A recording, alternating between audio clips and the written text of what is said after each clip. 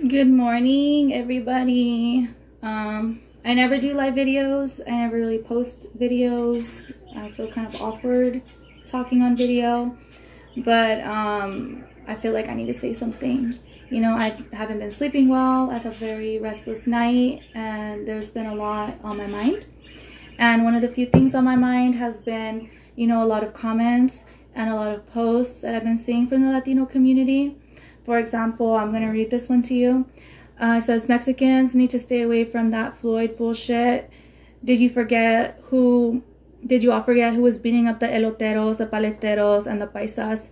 Fuck out of here with that. They killed him justice for Floyd. And, you know, other things like, oh, what about our people in cages? And also things like, you know, we matter too. And, you know, it kind of resembles the All Lives Matter movement, which is also, you know, it sounds very dismissive. It is very dismissive. So, you know, those are just some things that I wanted to address. And at first I was feeling very angry about seeing these posts from the Latino community. But, you know, after giving it some thought, you know, I feel very brokenhearted because I feel like a lot of these posts and a lot of these comments are rooted in resentment. So it really breaks my heart to see that my community is feeling resentful about what's going on, because I feel like they're expressing that they feel that they have been, you know, discriminated against by the Black community and by Black people. And they feel also, you know, that they see the way that the Black community is coming together and seeking justice for George Floyd and Breonna Taylor and so many other people that have been victims of police brutality, majority of them being African American. So, and they look at that and they feel resentment because they're like, well, what about us? What about our people? Nobody cares about us, you know? And I feel like that's a very normal reaction. I feel like that's a normal feeling to have. But I feel like that resentful feeling can be channeled into something positive. I feel like that can be turned into something positive. And I feel like the first thing that we need to do as a community to heal is that the first step we need to do is acknowledge and address that there is racism in our community towards Black people. And it traces back to Mexico. It traces back to Nueva España, to New Spain, and the casta system that they imposed on us. And that has had a very lasting effect. And that's evident because in Mexico, 2020 is the first year that the Mexican government and the Mexican community is acknowledging these people. Before, they never counted. Before, they were just Mexican, you know, but now they're getting a voice. And we know how important it is as Latinos here in the United States to be counted in the census, because they're always advertising and advocating for us, you know, hazte contar, you know, we need to know how many of us are there so that we can distribute the resources to us, you know. So that's the same thing, except in Mexico, the Afro-Latino community has never been counted. They were non-existent. They were overlooked. You know, Mexicans didn't want to acknowledge that there's African roots in Mexico, and that's la tercera raíz de México. So we as a community, the first thing we need to do is recognize la tercera raíz de México, and we need to recognize that we have been discriminatory towards them and that they have not been treated fairly. And we say, oh, what about us? Well, yeah, what about us Mexicans? Okay, but we need to recognize that Mexicans also encompass Black people, about, you know, it includes the Afro-Latino roots. So they feel like, you know, they know that they're Mexican. They have ese Mexicano, you know, ese orgullo Mexicano that we have. They have the Aztec blood that we're so proud of, you know, and we overlook them. We've completely been neglected. So 2020 is a big year for Mexico, and it's a big year for our community because we're moving forward, and it's very belated, you know, counting the Afro-Mexicanos. And I think, you know, our duty is to look up, research that. And I've been watching videos that the senator of Oaxaca has been posting, and I've been watching videos of what the community's reaction is. And yeah, you know, they do express that they've been very discriminated. You know, they're being deported from Mexico, they're being deported to Haiti, they're being deported to other places because they're Black. And, you know, I think that's very ironic because, you know, a lot of people come here from Central and South America, and, you know, we don't like to be deported, you know, but back in our hometowns, back in our home countries, we're deporting Black people just because they're Black and asking them to prove their nationality. And, you know, that's messed up. You know, that's really fucking racist that until 2020, Mexicans never acknowledged the Black community in Mexico. So that's the first step we have to do. We really have to educate ourselves on that because, you know, we love cumbias, we love all this stuff that, you know, the African culture has actually contributed to Mexico.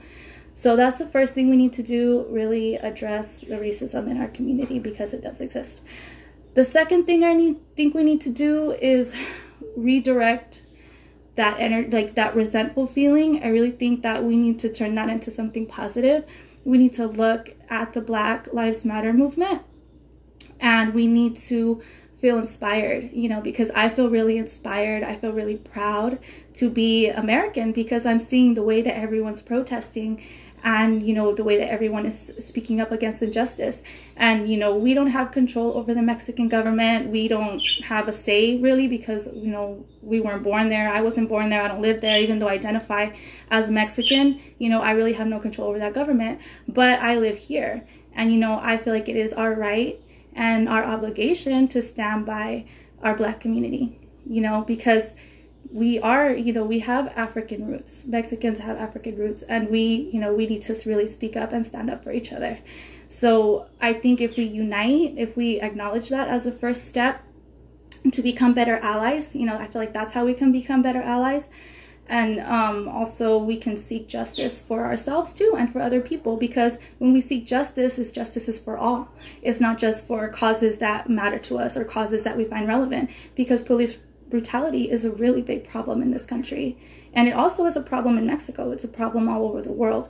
But, you know, we need to recognize that Black people have gotten the shorter end of the stick all the time. You know, they always get the short end of the stick. And yeah, we matter too, but we need to be there to support them. Because unfortunately, sometimes we have been the people who give them the shorter end of the stick. You know, sometimes Mexicans give the Afro-Mexicanos the shorter end of the stick. And we really need to heal our community, you know, so we can get rid of all these feelings and we can really work together and unite. So I think, you know, if we unite, if we organize, you know, there's a lot of immigrant workers that are undocumented, that are essential workers, and they've been working. And I know in my hometown, you know, Driscoll's has been abusing them. They've been exploiting them. They've been making them, you know, they've been occulting COVID cases. So these people have been working with people that are contagious and that have the virus, because they're, you know, they're like hiding it. They're hiding that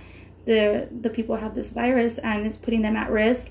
And, you know, they don't have insurance, they don't have health insurance, they're not getting help from the government, but they're here holding us down. You know, they're here holding us down during this pandemic, providing us with food. You know, people are hoarding food at the grocery stores. Well, if it wasn't for all the immigrant workers, there'd be no food for us to be fighting over, you know. So I really think that we can get together and we can demand, you know, we can demand that they get legal status in this country, because they deserve it. You know, they've been holding us down during a pandemic, you know, and I really think that this country, this system, you know, the people that are so anti-immigrant, they're really biting the hand that feeds them, because that's what the immigrant community is doing. They're feeding this country and they're biting that hand. So we need to stand up and we need to teach people that you should never bite the hand that feeds you, you know. And I don't have a large social media following right now. There's like one person.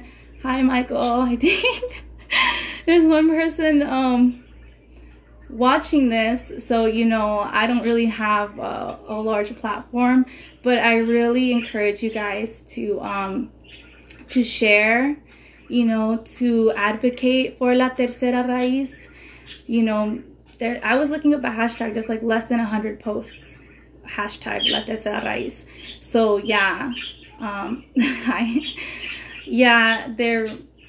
we have a lot of work to do. So let's start there, and let's unite, and, you know, I don't know, have a good day.